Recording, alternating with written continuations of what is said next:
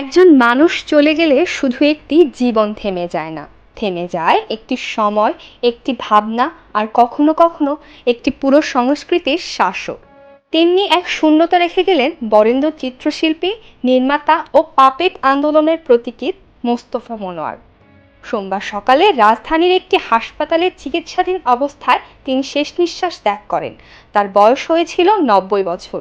দীর্ঘদিন ধরে নিউমোনিয়া ও প্রোস্টেট ক্যান্সারে ভুগছিলেন তিনি। শিল্পের প্রতি অগাধ ভালোবাসা আর শিশুসুলভ কৌতূহল তাকে আজীবন আলাদা করে রেখেছে।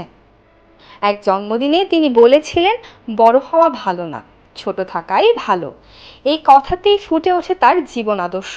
তিনি বিশ্বাস করতেন, শিশু মনের বিস্ময় ও সরলতায় সৃষ্টিশীলতার সবচেয়ে বড় শক্তি। চিত্রকলা, টেলিভিশন নির্মাণ ও পাপেট শিল্প, সব ক্ষেত্রেই তিনি রেখে গেছেন অনন্য অবদান।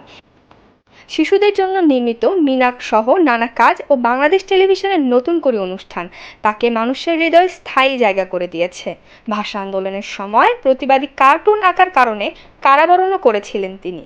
আজ তিনি নেই, কিন্তু তার শিল্প, দর্শন ও শিশু মনকে বাঁচিয়ে রাখার বার্তা প্রজন্মের পর প্রজন্মকে অনুপ্রাণিত করে যাবে।